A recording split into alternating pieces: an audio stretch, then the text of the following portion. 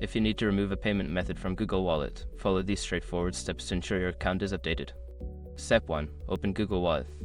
Launch the Google Wallet app on your mobile device or access it through your web browser by visiting the Google Wallet website. Step 2. Sign in. If prompted, sign into your Google account associated with your Google Wallet. Ensure you are using the correct account to manage your payment methods. Step 3. Access payment methods. In the app or website, navigate to the Payment Methods section.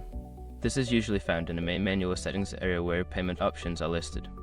Step 4. Select payment methods. Find the payment method you wish to remove.